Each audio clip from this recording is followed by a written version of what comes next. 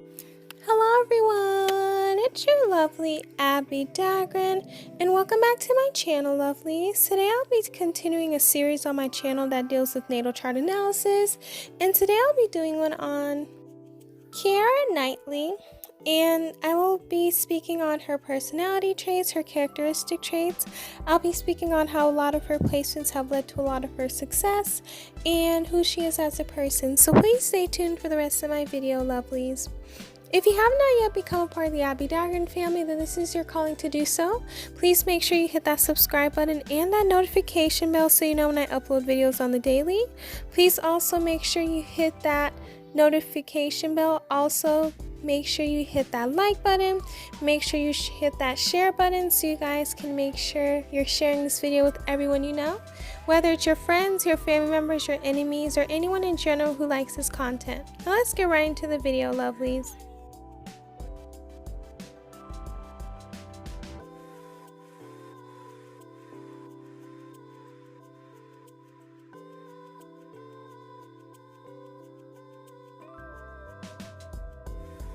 So Keira Knightley was born on March 26, 1985, so this qualifies her to be an Aries. So with this placement, she tends to be someone who's very direct, has a very fiery nature, and this makes them always one step ahead in things, ahead of the crowd. She also tends to be someone who's a natural born leader because she is an Aries, and Aries is a cardinal sign, and they just love to be in charge of everything and just loves to be leaders. They're also the types of people who just love to have a lot of charisma in them. They're very bold, they're very straightforward, and they can be impulsive sometimes. But that does come from them being an Aries, and that's very fire sign of them. Having a lot of fire sign energy, you tend to just be straight to the point. Someone who's very honest, and someone who just wants to get things done. So this really does explain her and the way that she pursues a lot of her goals. Up next would be her moon in Taurus, and this is actually a great placement for her to have, even the sun in Aries, because having a moon in Taurus is very great in the moon placement. They tend to be someone who just loves to be themselves. They're very comfortable in their feelings, comfortable in themselves. They are also the types of people who love to have a downright rigid type of personality, type of life. They're very sentimental in the desire for beautiful things in life.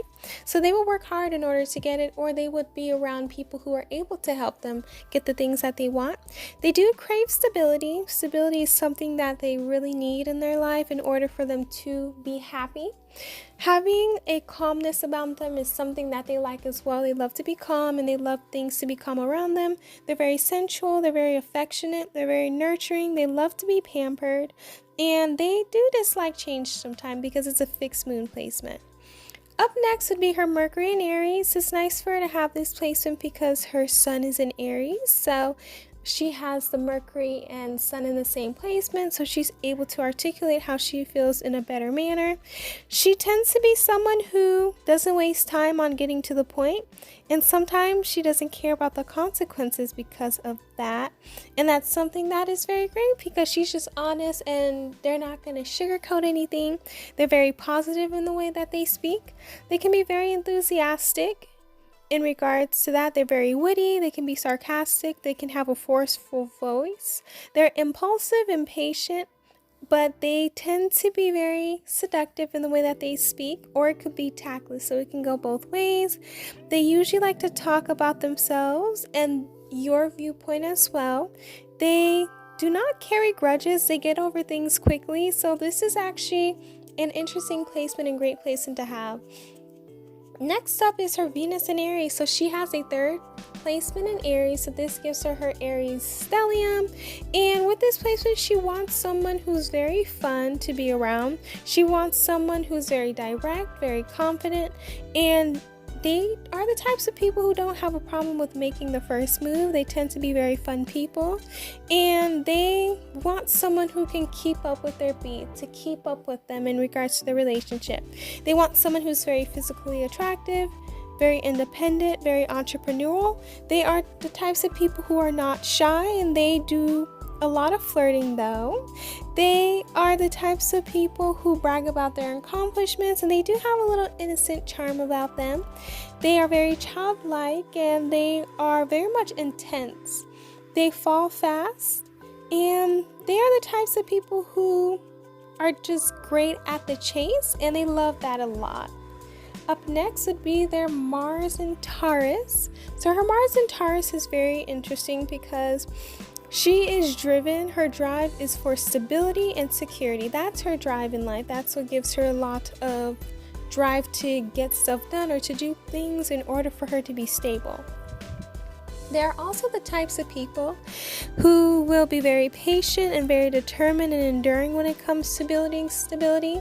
So she's the type of person who realizes and knows that there's going to be a lot of patience that needs to happen in order for her to accomplish every dream that she wants. She's someone who loves great health. She has a practical mind. She's very purposeful, and she does have a lot of energy. And she distributes it in a very wise way. So she's the type of person who would do things that really benefit her in the long run. So she'll be able to make sure that she does something that really benefits her in the long run. Up next would be her Jupiter in Aquarius. This is actually a very interesting placement. It can be very interesting to know because they're the types of people who will do things their own way. So she's someone who will prize her freedom to think however she wishes, and she enjoys the fact that she tends to go against the grain. That's something that comes with any Aquarius placement, if we're being honest. They love their freedom and they love to do things the way that they want to do it. Having a different viewpoint and having something that's different is something that makes them happy and unique. They just love to be different. They love to be inventive and have a different thought process than everyone else. And this is something that really helps them gain a lot of their wealth as well, because they're able to look at things from a different point of view, very unique. So she'll be able to make an idea about something that probably other people didn't think they needed to know about, but she ends up doing it because she's just very smart. Up next would be her Saturn in Scorpio.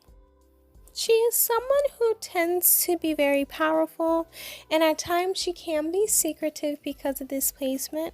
She tends to be someone who releases emotional energies reluctantly, and this is partly due to her fear of what horrible calamity might occur should they be released. Her emotions are someone who is complicated but intense. She's someone who tries to repress her energies entirely. However, it can consume to negative and destructive forms of compulsive behavior.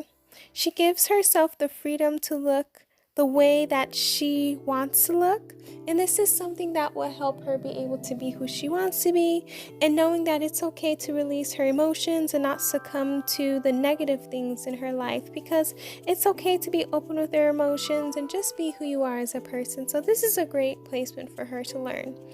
Up next would be her Uranus in Sagittarius, and with this placement she's the type of person who's about Renaissance, and she loves to dabble in everything different. So that's something that really helps a lot, because being open-minded to different things is something that's important to her or anyone with this placement, and they're great at doing that, and that's something that is very unique about them.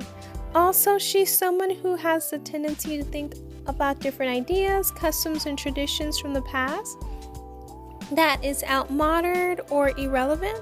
But she's someone who's attracted to new ideas, new philosophies, and religions that hopefully cause different changes throughout the world.